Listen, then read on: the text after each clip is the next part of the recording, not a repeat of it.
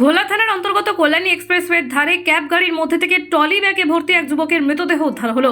Police সূত্রে খবর, দমদম নাগের বাজার থেকে দুজন ব্যক্তি ক্যাব গাড়ি ভাড়া করে নিমতা দিয়ে মুড়াগাছা ব্রিজ হয়ে ঘোলা মহিষপোতার কাছে কল্যাণী এক্সপ্রেসের ধারে অন্ধকার রাস্তায় গাড়ি দাঁড় করাতে বলে ওই দুই ব্যক্তি। ক্যাব চালকের সন্দেহ হওয়ায় তাদেরকে জিজ্ঞাসা করে এখানে কেন দাঁড়ালেন। তখন ক্যাব চালকের সঙ্গে তর্কাতর্কিতে জড়িয়ে পড়ে দুই ব্যক্তি।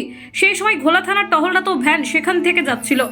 সেই ঝামেলা দেখে তাদের জিজ্ঞাসাবাদ করতে গেলে গাড়ির মধ্যে থাকা দুই ব্যক্তির মধ্যে একজন পালিয়ে যায়, অন্য ব্যক্তিকে পুলিশ ধরে ফেলে। তারপর জেরা করতে উঠে আসে চাঞ্চল্যকর তথ্য। গাড়ি খুলে তল্লাশি চালাতে গিয়ে গাড়ির ডিকিতে একটি ট্রলি ব্যাগ দেখতে পায় পুলিশ।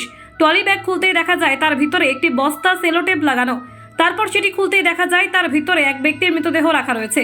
মৃতদেহের মুখ সেলোটেপ দিয়ে মোড়ানো অবস্থায় রয়েছে। খবর পেয়ে ঘটনাস্থলে ঘোলা ও নাগের বাজার থানার বিশাল পুলিশ বাহিনী আসে। মৃতদেহ উদ্ধার করার পাশাপাশি বেশ কিছু নথি উদ্ধার করেছে পুলিশ। ঘটনায় গ্রেফতার করা হয়েছে একজনকে। গোটা ঘটনার তদন্ত শুরু করেছে ঘোলা ও নাগের বাজার থানার পুলিশ। আর এই ঘটনায় যথেষ্ট আতঙ্কিত এলাকার বাসিন্দারা।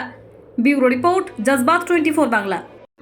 যেটা শুনতে পাওয়া গেছে এখনো পর্যন্ত, ওই আমাদের লোকাল থানার গাড়ি ঘোরাঘুরি করছিল হাইওয়েতে, তখন দেখতে পাই যে একটা গাড়ি এসে দাঁড়িয়ে একটা ব্যাগ নামাচ্ছে। তো ওদের দেখে সন্দেহ হয়, ওরা কাছে গিয়ে যায়, যে কথা বলে। তো ওরা জিজ্ঞাসাবাদ করাতে ঠিক করে অ্যান্সার দিতে পারছিল না। প্রথমে বললো যে গাড়িতে কিছু ক্লথ আছে, অমুক আছে, এইসব বলছিল। তারপরে পরবর্তীকালে যখন আরও জিজ্ঞাসাবাদ করা হয়, ডিটেল বলতে পারে না, তখনই ধরা হয়। ধরে তারপরে একজনকে পাওয়া গেছে, আর একজনকে এখনও পাওয়া যায়নি, আর একজন পালিয়েছে। আমরা চেষ্টা করছি বলে জানতে পারলাম। এরা যতদূর খবর আছে কলকাতার দিক থেকে নিয়ে এসছে। এক্স্যাক্ট জায়গাটা কোথায় আছে, কোথায় কিভাবে হলো, সেটা এখনও তদন্ত সাপেক্ষ ব্যাপার। ওটা দেখা হচ্ছে যে কিভাবে কোথা থেকে করা হয়েছে। আমরা চেষ্টা করছি বাকিটা। কাউকে কি গ্রেফতার করা হয়েছে? হ্যাঁ, গ্রেপ্তার বলতে একজনকে আমরা এখনো পাওয়া গেছে, কথাবার্তা বলা হচ্ছে, জিজ্ঞাসাবাদ করা হচ্ছে কিভাবে কি করেছে, কি ডিটেলস। আপাতত এইটুকুই পাওয়া গেছে। বাকি অন্যান্য জিনিসপত্র যেগুলো যা রয়েছে এখন তদন্তের সাপেক্ষে পুরোটা বলতে পারছি না। তদন্তের চেষ্টা করা হচ্ছে বাকিকে খুঁজে বার করা এবং পুরো ডিটেলসটা বার করা, যে কিভাবে মারলো, কোথায়, কীভাবে। বডিটা কি অবস্থায় ছিল?